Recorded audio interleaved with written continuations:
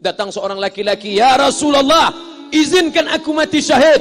Karena orang yang mati syahid itu tidak akan merasakan sakratul maut illa kal qars, seperti cubitan pada tangan. Izinkan aku mati syahid, karena kalau aku mati syahid tidak akan ada azab kubur. Izinkan aku mati syahid, karena kalau aku mati syahid tidak akan ada hisab, langsung masuk surga. Nabi bertanya, "Alaka min ummin?" Ibumu masih hidup? Ibumu ada di rumah? Ya. "Ilzam rijlaiha fathammal jannah." Urus tapak kakinya, akan kau dapati surga di sana.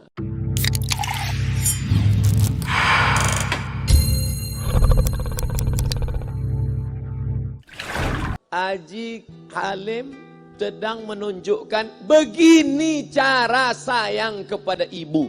Wahai kalian yang tak menghormati ibu, yang menyepelekan ibu, yang merendahkan ibu. Malam ini lihat, beliau tidak ada ceramah, tidak ada tausiah, tapi langsung dibuat begini cara menghormati ibu. Ini sekarang banyak orang tak menghormati ibu. Berapa banyak ibu yang awalnya bantu-bantu, lama-lama jadi pembantu.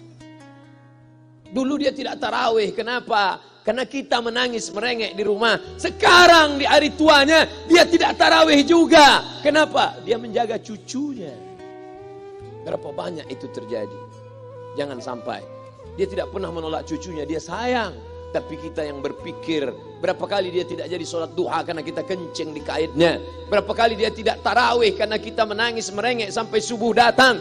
Berapa kali dia tidak iktikaf karena kita. Andai dia masih hidup hari ini, datang. Belikan pakaian yang paling dia suka. Belikan perhiasan kalau ada. Andai tidak cium tangannya. Tapi yang sudah meninggal dunia, jangan lupa kau doakan, Rabbil firli wali walidayya warhamhuma kama rabbayani shaghira. Berdoa pun kau tak mau, apalagi yang akan kau bawa menghadap Allah Subhanahu wa taala.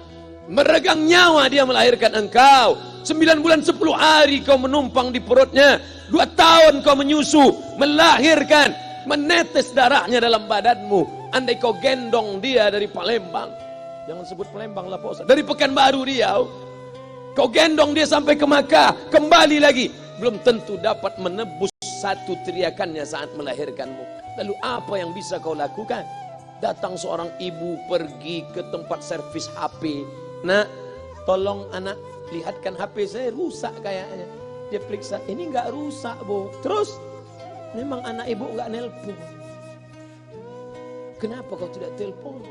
Datang dia ke rumah anaknya. "Nak, ibu enggak ada uang mau buka puasa, bisa minjam 100.000? Apa kata si anak? "Sebentar ya Ma, aku tanya istriku dulu." "Ini Ustaz dapat dari mana?" "Ada yang kirim WA grup." Jadikan ibumu seperti raja, maka rezekimu akan diberikan Allah seperti rezeki raja-raja. Bukan hadis, dapat dari grup WA. Ini ibu minta terus sholat tarawih, tapi sang anak sudah tidak bisa. "Aku mau hentikan saja sholat tarawih ini, karena mau buat tenda ini tidak bisa. Tiangnya bambu, sudah bocor. Kita stop saja sholat tarawih bersama ini." Apa kata si ibu? "Buatlah sholat tarawih terus, nanti Allah akan berikan engkau gedung yang besar. Dengan gedung besar itu kau akan tetap sholat tarawih." Mana gedung besar itu? Inilah dia gedung besar. Langsung dikabulkan Allah Subhanahu wa taala. Karena setelah Allah langsung orang tua. "Wa qadha rabbuka alla ta'budu illa iyyah." Allah sudah wajibkan engkau menyembah Allah. Setelah Allah, "Wa bil walidaini ihsana." Kedua orang tua. Jangan kau lawan ibumu. Kayak anak-anakku, jangan kau lawan ibumu. Karena kau lawan ibumu, kau tak pernah mencium kebahagiaan. Walaupun hartamu banyak, kau akan berenang dalam air mata penderitaan sampai kematian datang. Ada pezina hidup di dunia senang. Ada pecandu narkoba hidup di dunia senang. Tapi orang yang durhaka tetap dapat dosanya dibalas Allah di akhirat. Di dunia juga dapat. Ustaz, kalau di akhirat dapat, di dunia dapat, untuk apa lagi di dunia? Yang di dunia itu DP-nya. Nanti di akhirat akan kau dapatkan cashnya. Oleh sebab itu jangan main-main dengan ibu. Datang seorang laki-laki, "Ya Rasulullah, izinkan aku mati syahid." Karena orang yang mati syahid itu tidak akan merasakan sakratul maut illa kal qars, seperti cubitan pada tangan. "Izinkan aku mati syahid, karena kalau aku mati syahid tidak akan ada azab kubur." "Izinkan aku mati syahid, karena kalau aku mati syahid tidak akan ada hisab, langsung masuk surga." Nabi bertanya, "Alaka min ummin?" Ibumu masih hidup? Ibumu ada di rumah? Ya. ilzam rijlaiha fathammal jannah, urus tapak kakinya, akan kau dapati surga di sana. Tak perlu kau mati syahid, tapak kakinya kau urus, kau dapati surga di sana. Kalau tapak kakinya kau urus dapat surga, apalagi kau urus kepalanya, apalagi kau urus badannya. Pulang dari sini, urus ibumu, mandikan dia, belikan pakaian yang baik, cari makanan kesukaannya. Kalau dia sudah meninggal, maka kau datang ke sana, langsung dapat tisu.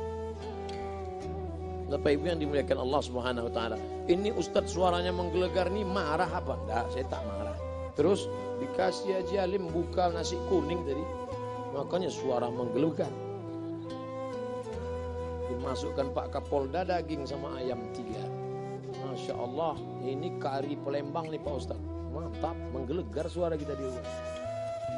Bapak Ibu yang dimuliakan Allah Subhanahu wa taala, datang seorang laki-laki, kata Nabi sallallahu alaihi wasallam, nanti akan ada laki-laki yang datang kemari minta doanya, doanya kabul. Sahabat heran, kami yang hidup sama Nabi, kami yang perang sama Nabi, kami yang jihad sama Nabi, kenapa mesti minta doa dia? Dia tidak pernah ketemu Nabi. Pokoknya nanti kalau dia datang, minta doa sama dia. Setelah Nabi SAW meninggal, barulah dia datang. Orang itu bernama Uwais Al-Qarni. Kenapa doanya makbul? Dia merawat ibunya. Kalau ibumu kau rawat, doamu dikabulkan Allah Subhanahu wa taala. Apa yang kita lihat malam ini adalah buah bakti kepada seorang ibu. Ya Rasulullah, man ahaqqun nas bi husni sahabati?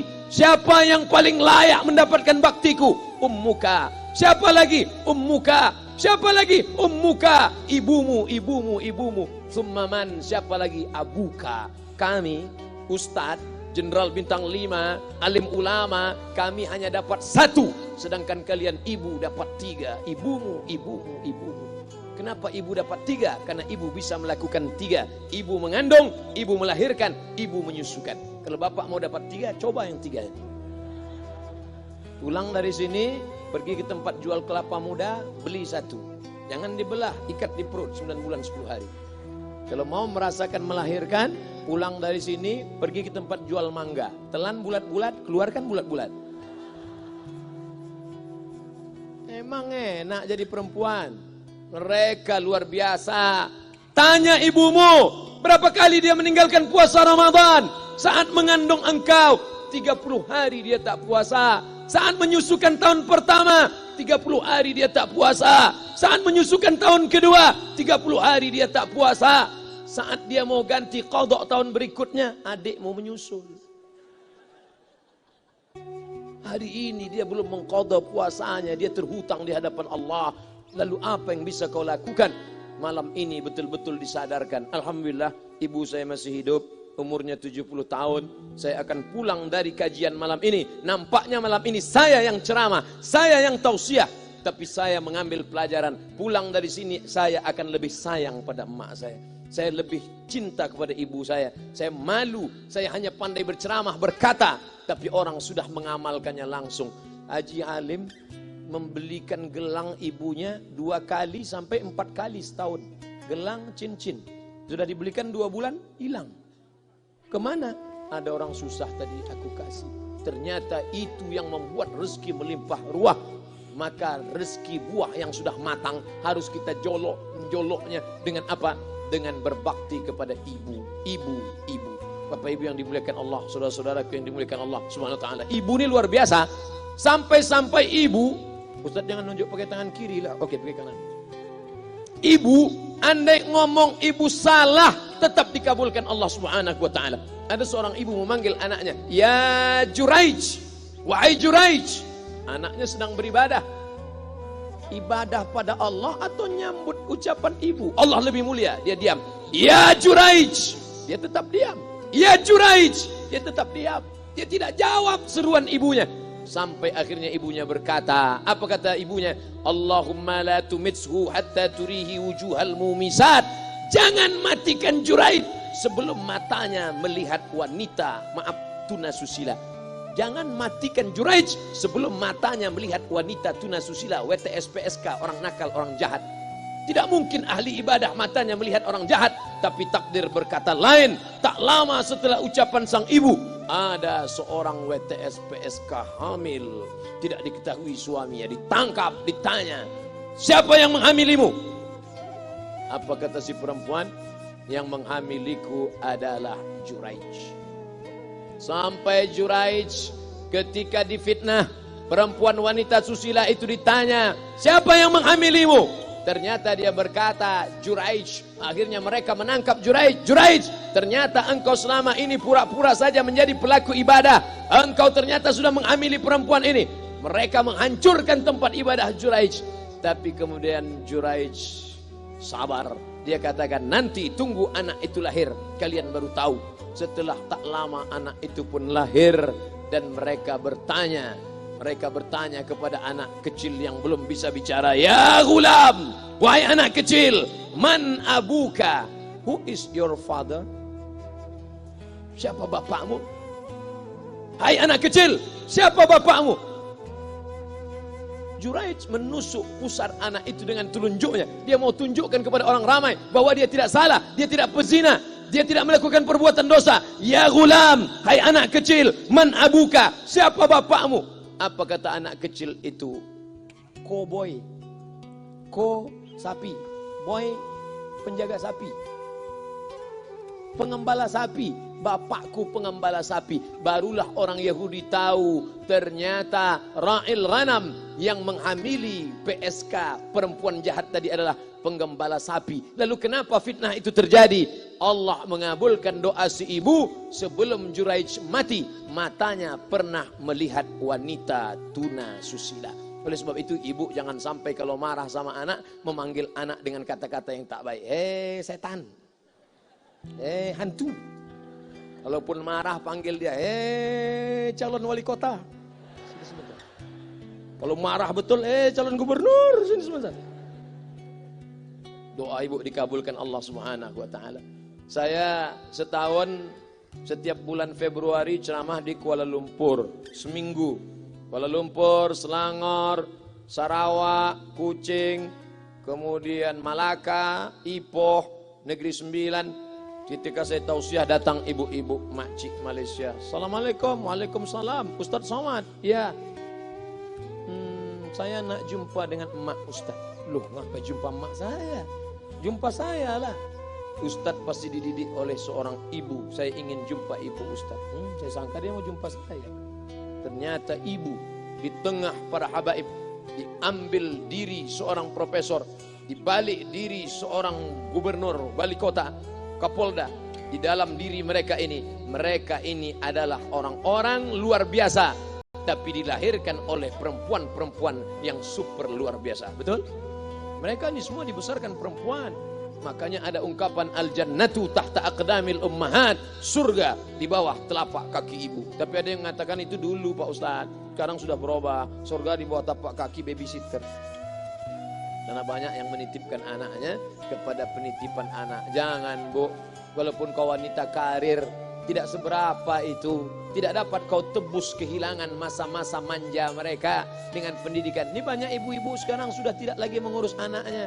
Padahal 6 tahun pertama, the golden age, usia emas, ibu harus ikat hubungan emosional dengan anak. 2 tahun pertama, susukan.